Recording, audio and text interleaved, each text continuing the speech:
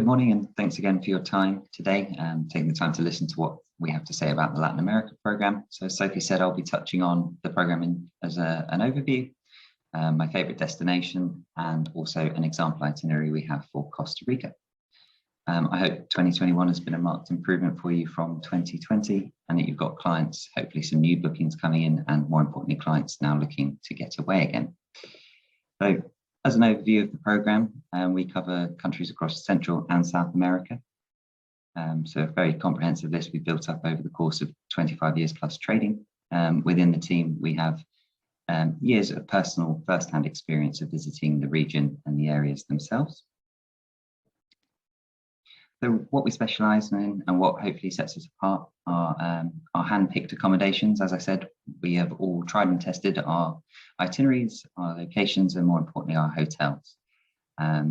We like to have first-hand knowledge of our destinations, but we also like to use locally owned, privately owned, and basically properties that will just support the local community that they're situated within.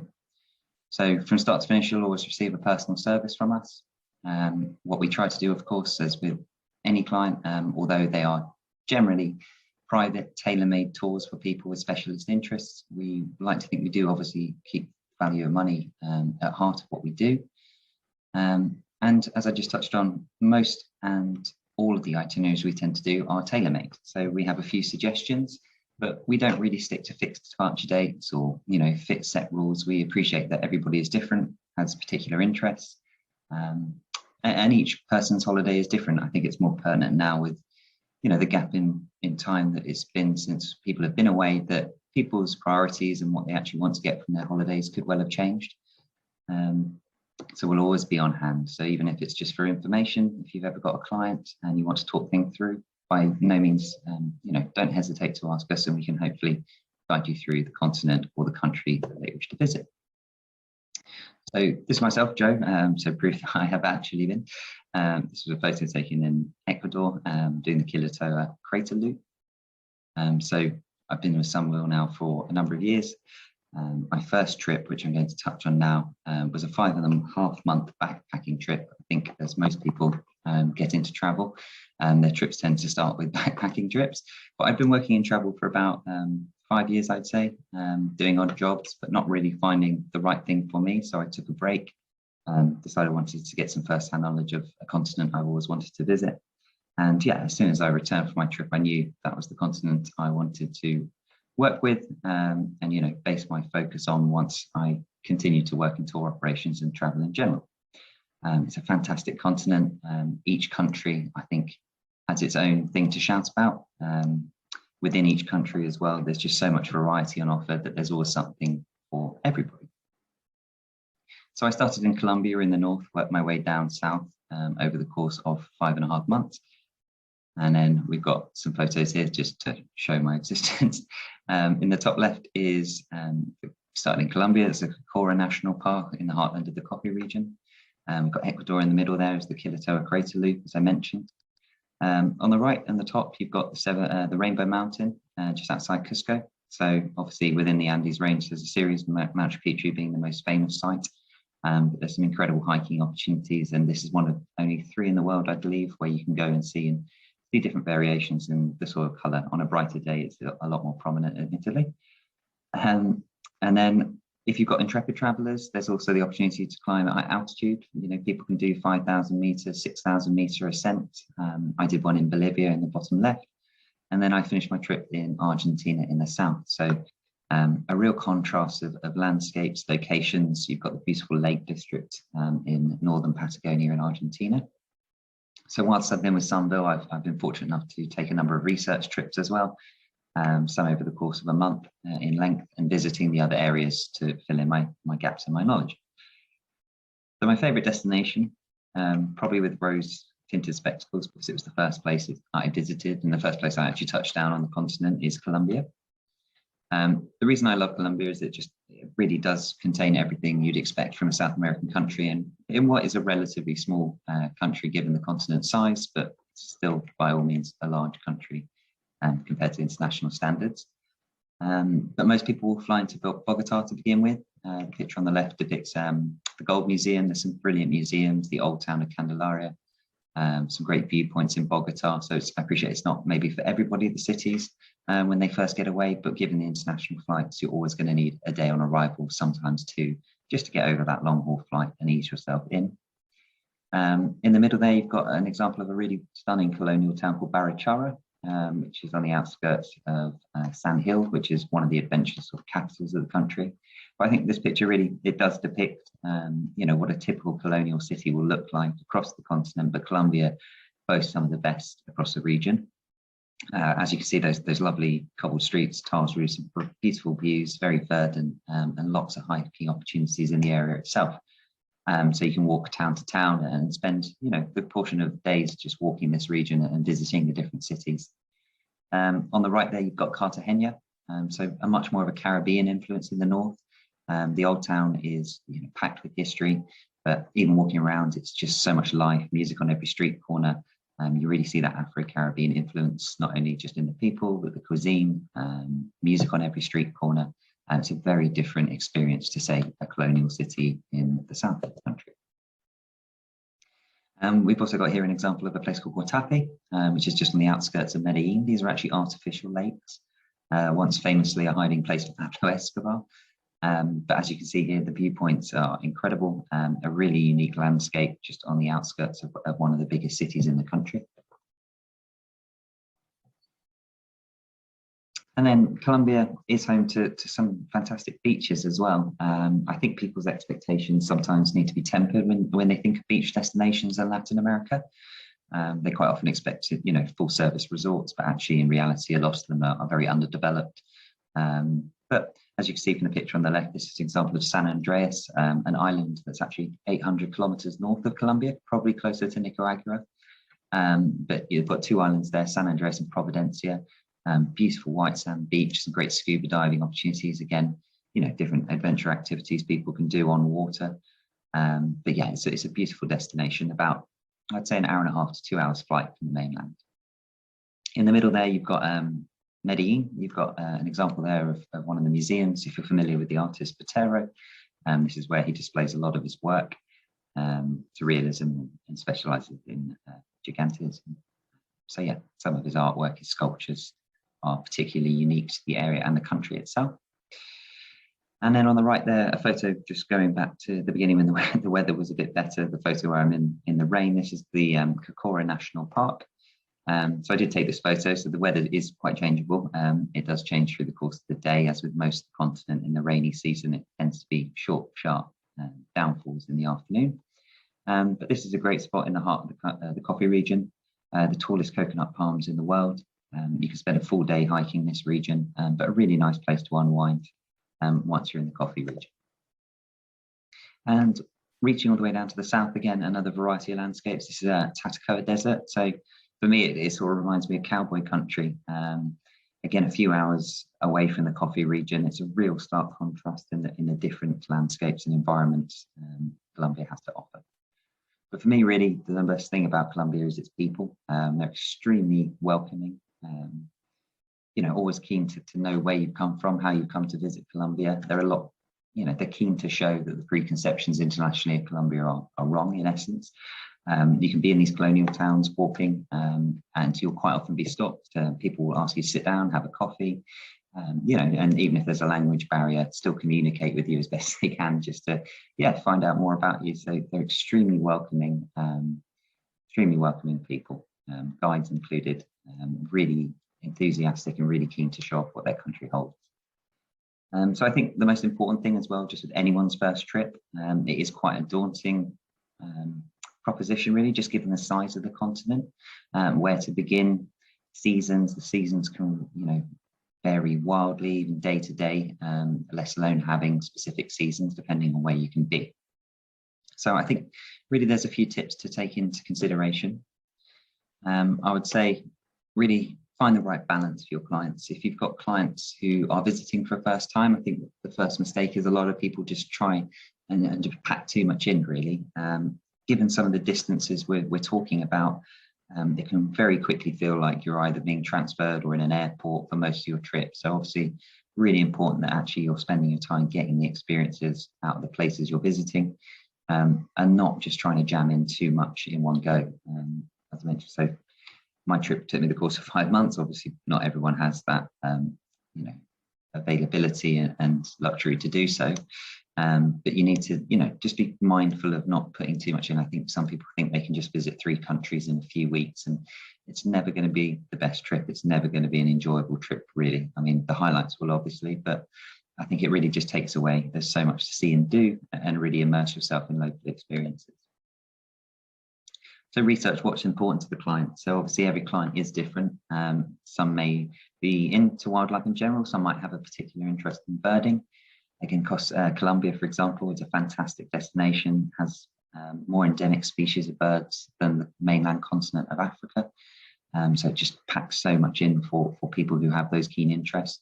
And the weather can be different. You've got the beach areas to the west, you've got the mountain ranges to the north, the deserts to the south.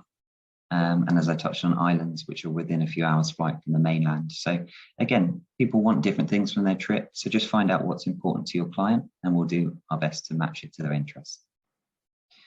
And sounds silly, but a little language does go a long way for a predominantly Spanish speaking continent. Just picking up a few tips, even if you're visiting the first time, revisiting, making a multi-country trip, picking up a few phrases will help you. It goes a long way. People do appreciate it.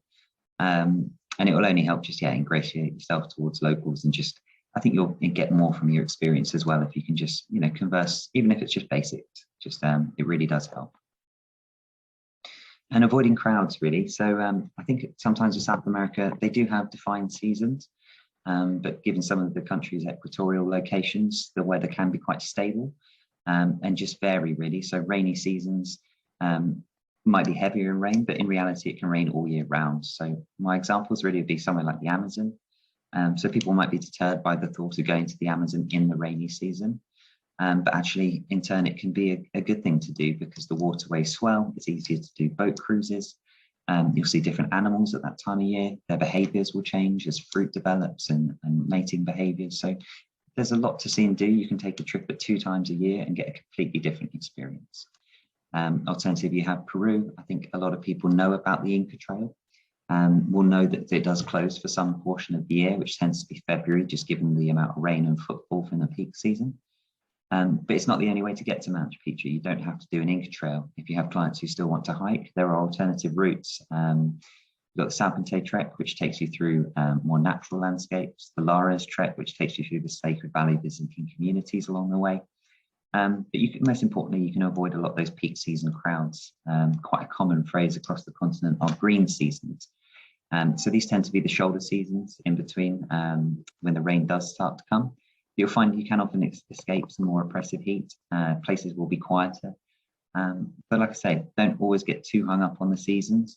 There is always something to do in any country at any point in time, given the weather patterns. You can always find something to do. And quite a simple point, I think, but again, just embrace the local culture, take some time to, visit local markets, visit communities in high altitude, see how they live and how they get by.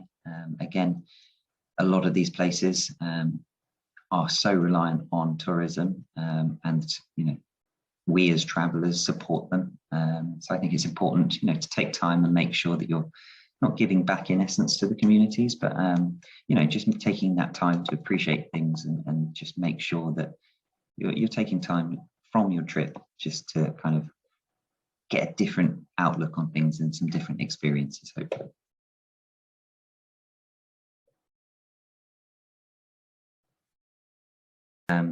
And I think really, just before I touch on Costa Rica, I think, what we've learned really from not being able to travel is just what a position the UK market holds it in the world, just in terms of travel. A lot of these destinations naturally in the last year and a half don't get a lot of government support. You hear a lot of sad stories about guides having to turn to ulterior, working methods just to make ends meet. So I understand obviously people are still wary about traveling, don't want to be a burden, or, are not confident at this moment in time, which is completely understandable. But I really think the most important thing to take away is just how important we are to these destinations. A lot of people rely solely on tourism to get by, but also a lot of these, wonderful national parks, wonderful wildlife experiences, they all need the protection that tourism brings. So if clients, are wary about traveling, there are obviously some real benefits to people to restarting travel and getting back to these destinations.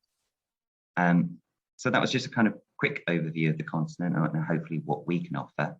I'm just going to touch on another destination that we sell regularly and one of our favorites because it's one of our longest standing programs is Costa Rica. So I felt this was just a good itinerary to give people an example of what we offer. But also I think Sophie, when she circulates the link later today, will also just include an article. We basically sent a journalist at the back end of last year in conjunction with Wanderlust magazine, just to show that Costa Rica is ready. The only thing that really preventing people from traveling at the moment are, our government's legislation and our rules. Other European countries, the American market, neighboring countries have all continued to visit Costa Rica throughout this time. Their vaccination record, it has been going admittedly slowly compared to ours, but still pretty strongly compared to the rest of the region. They've had a real focus on tourism workers as well. And most importantly, obviously the most vulnerable. So this is our itinerary. It's the comprehensive Costa Rica itinerary. Like I said, if you want to do a bit of background reading, the journalist was Mark Stratton. Link will be circulated. It's a really good article, and it just shows really, what people are potentially even missing out on at this moment by not traveling. Costa Rica is ready to receive you. They have really extensive COVID protocols in place in resorts, in between places. And also, yeah, like I said, a really good infrastructure as well. So in terms of hospitals, if, worst case scenarios, etc. So we'll start with the Zandari Resort Spa. So most, if not everyone, will fly into San Jose, the main city. We don't tend to send people into the heart of San Jose. The Zandari, for example, is located in an area known as the Central Valley. And that basically, San Jose sits in the middle of this valley, but around it, you have lots of different accommodation options. But the reason we don't send people really into San Jose itself is traffic. The traffic in San Jose is a nightmare, and flights tend to arrive during rush hour. So it's much easier to just have a 20-minute transfer on arrival into one of these sort of properties, so like the Zandari. Right on the outskirts. So you see on the left there's a view of the valley below from one of their example villas. But it's a really beautiful property, a great place to arrive to, relax as well if they need to after a long flight. On site, they've got coffee plantations, they've got different hiking trails with waterfalls on site. They've got 3 really lovely pools dotted through the resort. So it's a good starting point after a long flight to rest, relax. Do a little bit if you want to, or do as little as you want to, just to get ready for the trip ahead. A common thing, so some people would just do a day in the Central Valley before heading onwards. We would always try and recommend a course like slow it down a little bit, see a little bit more of the Central Valley and see what it has to offer. This is a really popular day trip. So you've got the Poás volcano, so very few volcanoes in the world that you can do a relatively easy hike. And peer right into the crater's eye. So as you can see here, the Blue Lagoon. But yeah, it's a really unique experience. It's still semi-active as well at times. So yeah, it's a unique experience, not too taxing. It's not a long hike by any means. It's not at altitude or anything like that. So quite a good thing for people to give them a unique experience to take away with right at the beginning of their trip. There's lots of combinations. People can combine this with trips to other coffee plantations, other things in the region. La Paz Waterfall Gardens is a really, really nice day trip as well, good for families. It's essentially a rescue centre. They have lots of endangered species, species that have been caught up in trafficking or from personal collections and things like this. So they're trying their best to rehome them or even rewild them in some instances. But within the park itself, there are a series of waterfall trails as well. But it's a nice start. Again, you get to see some animals, some unique animals and endemic species that you're going to start to see throughout your time in Costa Rica. So it's a good place to familiarize yourself with these animals.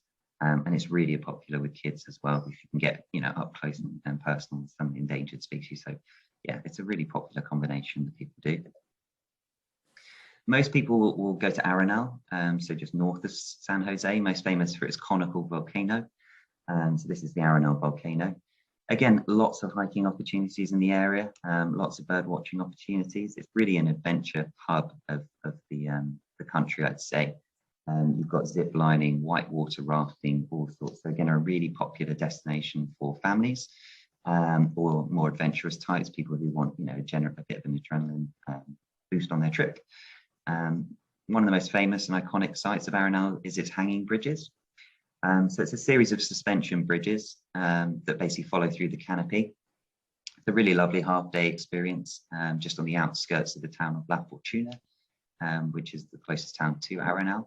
And most people spend half a day here. Obviously, have a guide on hand to take them through the park. There's a series of different walks people can do. If they're not keen on walking above the canopy, they can be avoided. But obviously, the main draw is being up close and in the canopy itself. Hearing the bird song early morning, seeing animals when they're more active in the morning before the heat sets in. And then what most people will do is fit in some time, even if they're not birding enthusiasts. Every single lodge in Costa Rica has birding opportunities or even just wildlife spotting opportunities. I think my favorite thing from my trip in Costa Rica is even a simple transfer just becomes a wildlife spotting opportunity. All the guides are professionally trained in their areas of specialism and super enthusiastic to show, you know, what their country holds and you know, the natural beauty that's within it. So even between lodge to lodge, you will often find yourself stopping regularly to viewpoints, see animals. You'll often see animals crossing roads, up in trees, all sorts. But Rancho Naturalista, just in a nutshell, is probably the best birding lodge in the whole of Costa Rica.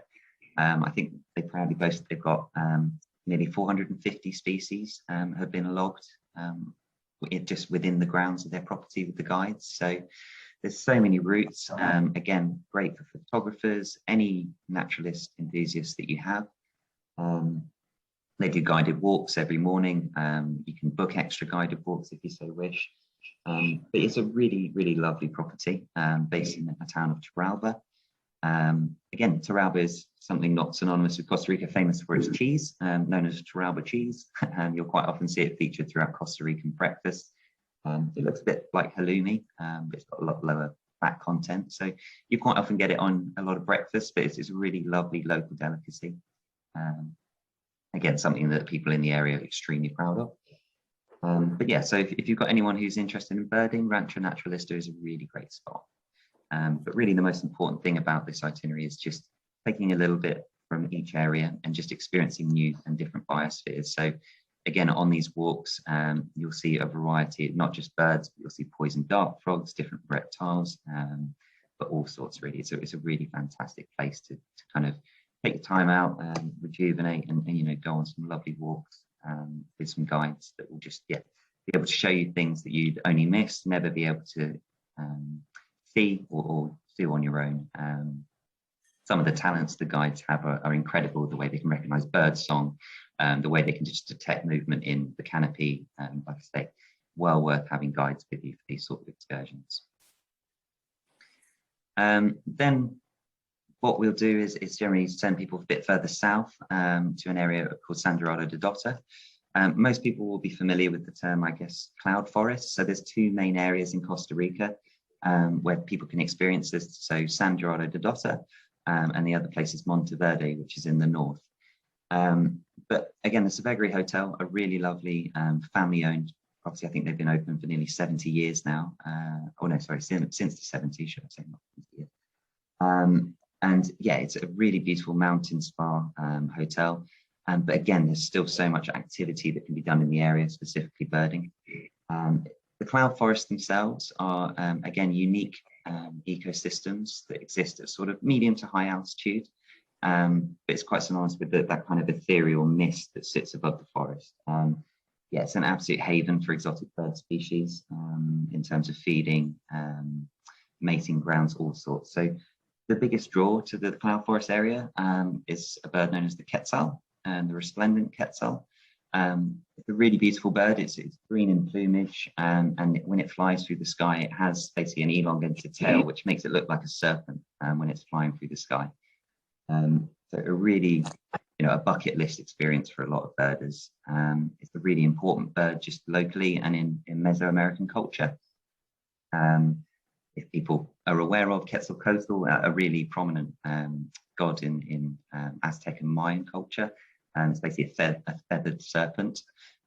So a lot of people feel that, in days gone by when people used to see the quetzals migrating, that people used to think that there were feathered serpents flying through the sky, and these were manifestations of their gods. So again, a really important bird in just local culture, but a must for anyone who's got any interest in birding itself.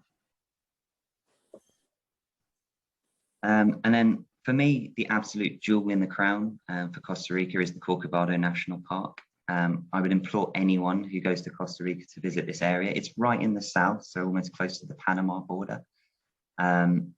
There's a host of accommodations there, but we really like Luna Lodge. It's a really unique property. So in the bottom right is actually the owner. She's a yoga enthusiast. So again, for people who love yoga or just want to have a relaxation time whilst they're away, or just unwind a little bit at their end of their trip, this is a great place to do so. The reason this property is just so characterful is she actually lived for a good portion of time in a tent on the beach of the national park, and slowly over the course of 20 odd years built up this hotel. As you can see in the middle there, they're freestanding bungalows. Now to get there as well, it's an adventure in itself. It's only open during certain times of the year, not during the rainy, sort of heavy seasons of rain during our summer months. They tend to open for operation around sort of October, September time. But you actually drive up a dried riverbed, and you have to get up there with a 4x4. And within the area, it's still actually used for gold mining and gold panning. So you'll see local communities still relying on that, so hand sifting for gold. But as you kind of go up this dry riverbed, you'll come across this hotel that just appears out of nowhere. And each accommodation is basically built into the mountainside, and it's extremely secluded, extremely private. The only thing you'll ever hear generally is the sound of howler monkeys in the morning as your alarm clock. But you can sit on your balcony, your patio, and all you've got is this incredible view of the rich national park around you. So the reason I say it's a jewel in the crown is it's one of the most diverse places on the planet as a whole. So again, when I went, I stayed at Luna Lodge. It's one of the closest places to the national park gate entrance. I went with the local guide called Eric, and as we walked down, it's supposed to be a 25-minute walk from the beach at the bottom to the gate. It takes 2.5 hours just to get to the gate, because you're stopping every 2 minutes or so just to see something different, something new. So even before we got to the gate, you had 3 different troops of howlers, capuchin, spider monkeys. There were these endemic weasel species. We saw anteaters also, and this is literally just trying to get into the park. So again, a lot of clients might not even visit the park during their stay, because some of the accommodations in the area are just natural passing points and pass-through points for animals. So I would implore anyone to take the time to get to Corcovado National Park in the south. It's most people would actually fly domestically, in truth, about an hour's domestic flight from San Jose. And they fly into a small town called Puerto Jimenez, and then we'll drive around the coast to their accommodations closest to the national park. For real enthusiasts, hiking enthusiasts, you can actually do a series of day hikes through the national park, and you can see big cats, you can see cougars, but yeah, you'll just see so much within here. A great place to spend at least 4 days. There's so many different areas. You've got the Piedras Blancas National Park as well. But yeah, it's just teeming with life. It's a really beautiful part of the country, and I've certainly never been anywhere where it's just so easy to have wildlife interactions, and they are quite honestly on your doorstep. You can just be sitting having your breakfast in the main building there at the bottom, in the middle, and the south, and you could easily spend 2.5 hours having breakfast just watching animal monkeys particularly swinging past the canopies, the bird songs, different birds flying in and out. So a really, really beautiful place. So I think Corcovado for me is an absolute must for anyone who wants to go to Costa Rica. So that was just touching on the itinerary itself. So I'll hand you back to Sophie. So say quite a bit of a whistle stop tour and just a few recommendations. If you've got any questions, please feel free to ask, and hopefully either myself or Sophie can answer them.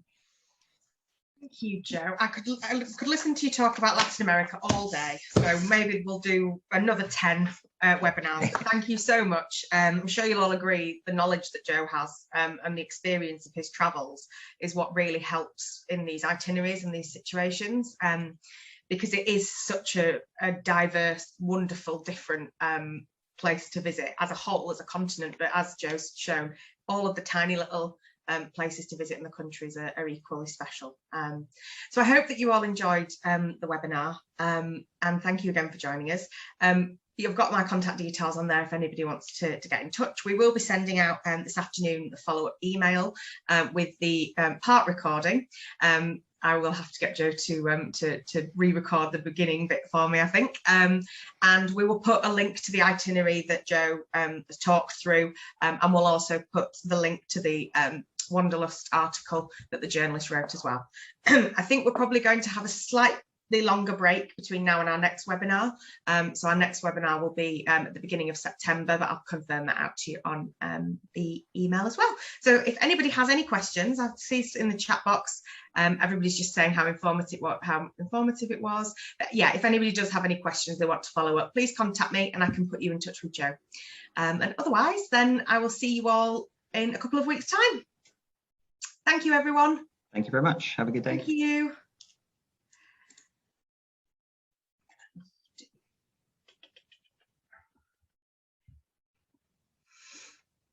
I'm just going to